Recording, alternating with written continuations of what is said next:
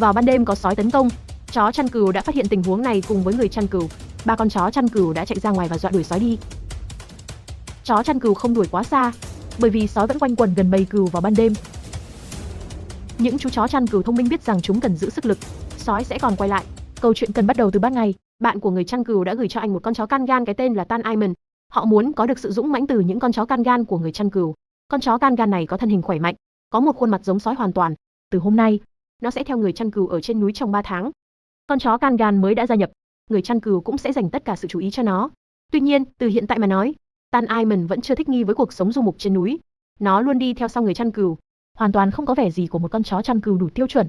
Nhưng người chăn cừu chắc chắn, không lâu sau khi nó quen với 6 con chó can gan của mình, nó sẽ trở thành một con chó chăn cừu xuất sắc. Trong vài ngày gần đây, người chăn cừu và chú của anh ấy luôn đi dạo trên núi. Hơn 1000 con cừu khiến họ kiệt sức, nhưng theo nguyên tắc dừng lại ở nơi nào có cỏ. Họ lại một lần nữa bị buộc phải dừng lại ở nơi không có những đồng cỏ mà cừu yêu thích. Khi màn đêm sắp buông xuống, việc đưa đàn cừu đến một vùng đất bằng phẳng và rộng rãi trở nên cấp bách. Một mặt, ở đất rộng có thể giúp họ có tầm nhìn tốt hơn một chút, ở xa có thể thấy mối nguy hiểm đang tới gần. Hơn nữa, ở nơi bằng phẳng, nếu sói phá vỡ hàng rào phòng thủ của chó chăn cừu, chúng sẽ chui vào đàn cừu để bắt cừu. Một đàn cừu hoảng loạn cũng không dễ xảy ra tai nạn dẫm đạp. Thời gian trôi qua và đã đến tối, cho đến lúc này, nhóm người chăn cừu vẫn chưa tìm thấy nơi nào có thể nghỉ qua đêm. Họ phải tranh thủ đêm để di chuyển đàn cừu. Tuy nhiên, nguy hiểm vẫn đến gần. Có một con chó chăn cừu đang xua điên cuồng về phía các sườn núi xa xa. Rõ ràng chúng đã phát hiện ra những con sói hoang. Những con sói hoang này liên tục đi lại quanh những ngọn núi gần đàn cừu. Chúng tận dụng cơ hội để bắt một vài con cừu làm mồi.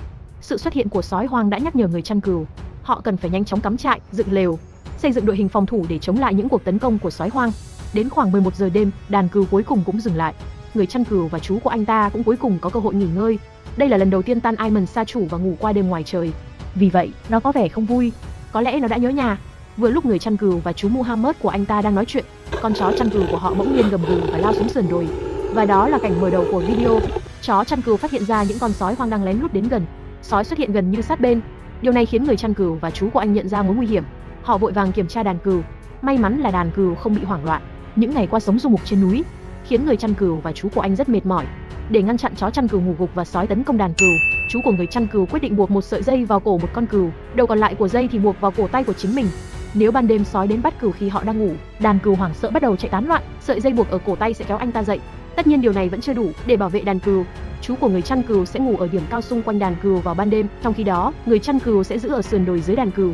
Như vậy, ngoài vòng phòng thủ đầu tiên của chó chăn cừu, họ còn xây dựng một vị trí thứ hai.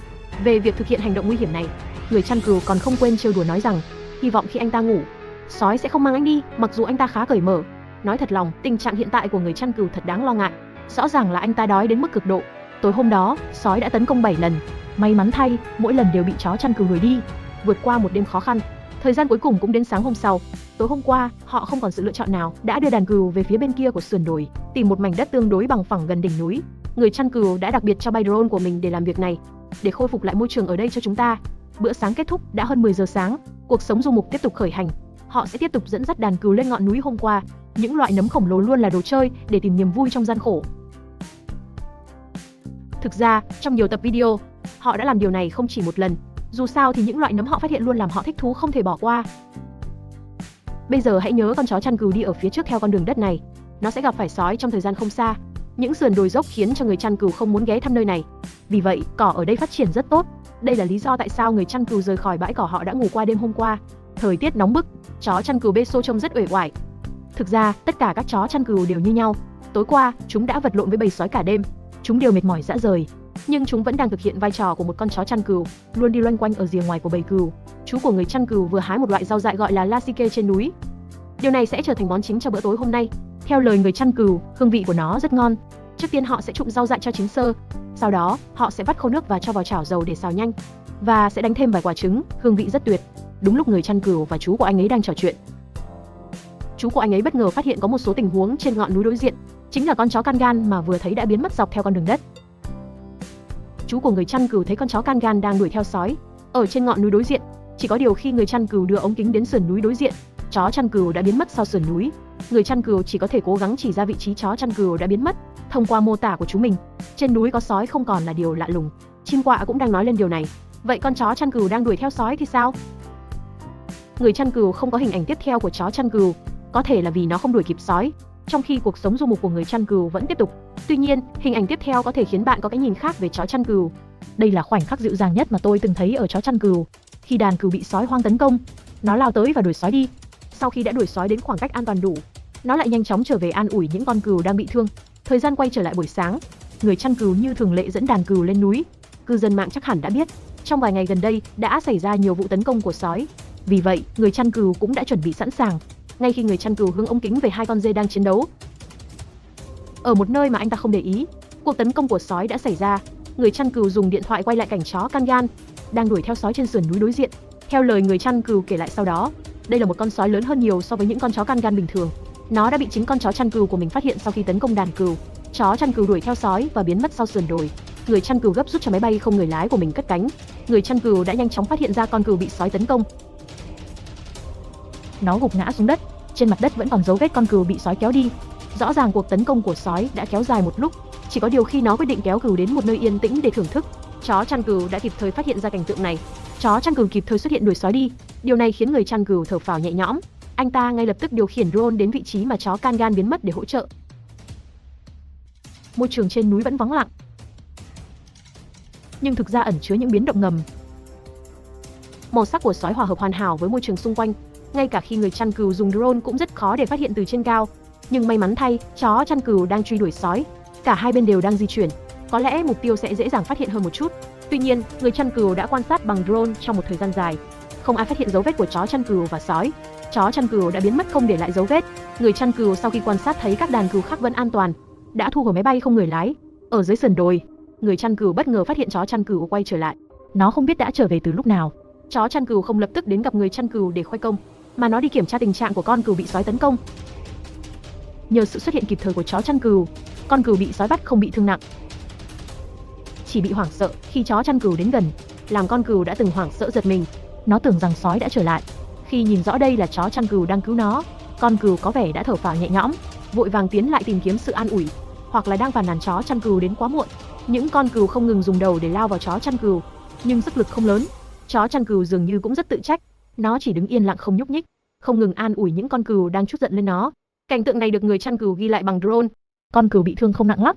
Người chăn cừu về nhà đã bôi thuốc chống viêm cho nó. Chó chăn cừu đã thành công đuổi được sói hoang, nhưng lại không đuổi kịp nó.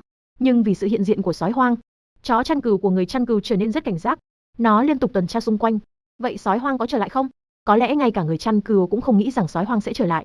Thời gian đã đến trưa, người chăn cừu đột nhiên thấy chó chăn cừu chạy đuổi về phía xa. Hóa ra sói hoang thực sự đã quay lại. Anh không biết nó đã xuất hiện trên đồi đối diện với đàn cừu từ lúc nào. Khi chó Kangan đứng im không nhúc nhích, người chăn cừu có thể đã không để ý đến vị trí của sói khi cắt video này, bởi vì màu sắc của sói hoang thực sự hòa hợp hoàn hảo với môi trường. Nếu không nhờ chó chăn cừu phát hiện nguy hiểm trước, có lẽ cuộc tấn công của sói sẽ thành công một lần nữa. Khi chó chăn cừu chạy lên đồi, người chăn cừu mới nhìn thấy hình bóng của sói ở ngọn đồi đối diện.